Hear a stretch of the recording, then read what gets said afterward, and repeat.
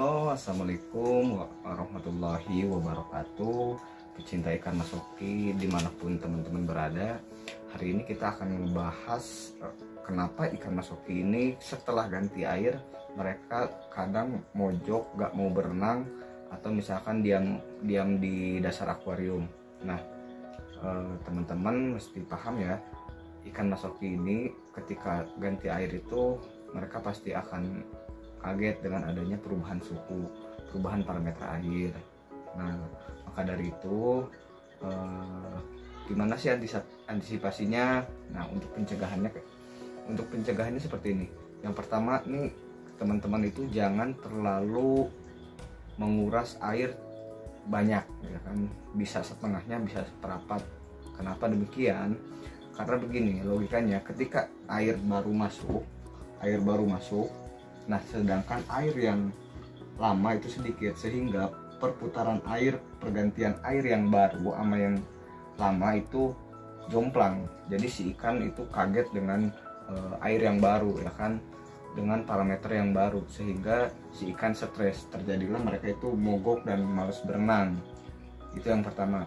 Yang kedua, coba teman-teman perhatikan dari mana sumber air yang akan teman-teman ganti. Nah, bisa aja kan teman-teman ganti dari sumber air tanah, atau misalkan dari pump, ya, dimana air pump ini mengandung kaporit yang tinggi. Nah, terus antisipasinya seperti apa? Menurut saya ya, sepengalaman saya, kalau misalkan air dengan kandungan kaporitnya tinggi dari pump, biasanya itu saya endapkan dulu satu hari atau satu malam, diendapkan dulu pakai aerator, atau teman-teman bisa menggunakan anti klorin. Nah, anti klorinnya sendiri ini bisa ngebuang itu zat-zat emang berbahaya untuk ikan masoki. Terus kalau misalkan dari air sumur tapi kandungannya kurang bagus, ya kan, kadang kan ada air sumur yang emang kandungan logamnya tinggi ya, atau misalkan airnya nggak baik banget, kadang terasa asin. Nah, teman-teman kalau misalnya kualitas airnya kayak gitu, mending diendapkan kayak tadi, dikasih aerator semalaman, atau misalkan dikasih anti klorin. Nah, kalau misalkan emang airnya kurang bagus banget, teman-teman boleh ganti dengan air isi ulang, bisa dibelilah di pengisian air terdekat. Yang ketiga nih, terus cobalah teman-teman ini gini, ganti air itu jangan sekaligus ya, jangan sekaligus. Coba teman-teman ganti air itu perlahan, sedikit-sedikit. Jangan misalkan gini, yang saya maksud sedikit-sedikit itu gini. Jadi ketika teman-teman ambil, jangan satu ember langsung dimasukin. Misalkan teman-teman ganti setengahnya nih, segini, 50% dari kapasitas air, dari kapasitas akuarium. Nah, jadi teman-teman itu masukinnya perlahan-lahan, misalkan pakai gayung, satu sampai penuh. Jangan misalkan gini, jangan biar cepat pakai satu ember, enggak, itu menurut saya nggak dianjurkan. Kenapa? Karena si ikan pasti akan kaget nih. Kagetnya kenapa? Yang pertama itu pasti adanya tekanan air ke bawah. Yang kedua, pasti si ikan kaget perubahan suhunya drastis. Kalau misalkan perlahan-lahan itu si air baru yang masuk, kecampurnya itu lebih enak gitu, lebih dapat. Nah, secara ikan pun adaptasinya juga lebih ringan ya, lebih enak lah. Jadi si ikan nggak kaget gitu, nggak tiba-tiba air baru masuk. Nah, itu yang bahaya. Kemudian yang paling nggak kalah penting, ini nggak kalah penting banget, mungkin teman-teman lupa, atau misalnya saya kadang juga lupa nih, ikan saya juga pernah mengalami kejadian kayak gini. Jadi saya analisa saya gini, jadi hindari pergantian air sewaktu kondisi cuaca lagi panas-panasnya, atau sebaliknya lagi dingin-dinginnya. Nah, apalagi teman-teman yang emang pakai air sumur atau pakai air tanah, terus air tanah ini ditaruh di toren di luar, sehingga air itu menjadi panas, atau misalkan bisa lebih dingin ya. Nah, untuk kasus kayak gini teman-teman bisa antisipasi cobalah ganti air itu di jam-jam tertentu, di waktu-waktu tertentu. Kenapa? Karena di beberapa tempat ini suhu ini sangat mempengaruhi daripada kualitas air tersebut. Ya kan, bisa dari kandungannya, atau misalnya dari suhunya, dari parameternya, itu pasti berpengaruh banget. Nah, biasanya saya ini mengganti air di jam-jam yang emang menurut saya ini lagi tenang gitu, lagi nggak panas banget, nggak dingin banget. Biasanya saya itu ganti air di sore hari, di atas jam 3 sore, atau misalkan di bawah jam 12 malam. Nah, suhu air lagi stabil-stabilnya, teman-teman bisa teman-teman bisa coba trik-trik kayak gini agar ikannya nggak mojok-mojok di bawah sini, atau misalkan di dasar akuarium.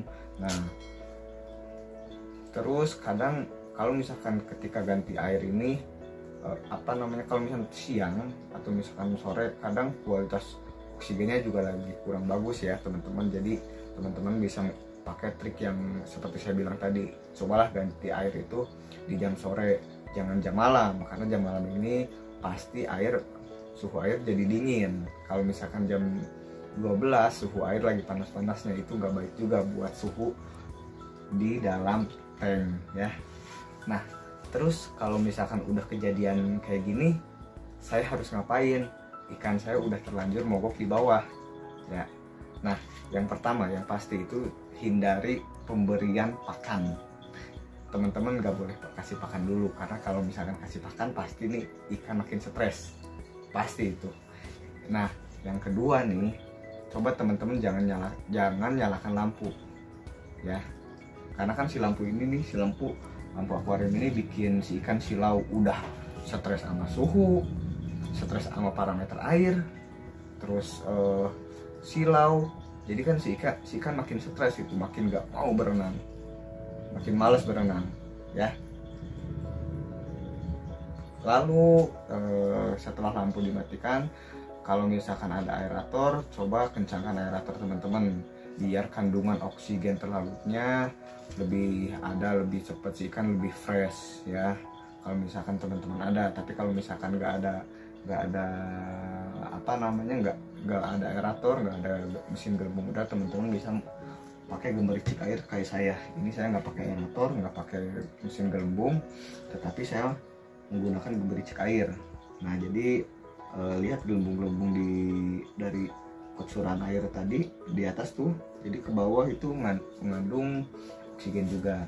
Nah, tips selanjutnya itu, kalau saya lihat ya teman-teman, coba jangan nyalakan dulu heater atau pemanas di dalam akuarium. Kenapa? Karena nih ikan udah stres dengan suhu, terus ada pemanas juga, dia nggak stabil secara suhu, secara ikannya juga pasti akan bingung nih untuk menstabilkan suhunya yang mana. Jadi biarin aja pelan-pelan, biar dia ngerekoperi diri sendiri, biar dia adaptasi sendiri, biar ikannya lebih cepet adaptasi dengan kondisi air. Nah, habis itu kalau saya pribadi biasanya setelah ganti air untuk menstabilkan pH, biasanya saya kasih garam ikan. Garam ikannya gimana? Biasanya saya memberikan garam ikan itu dengan ukuran tank saya.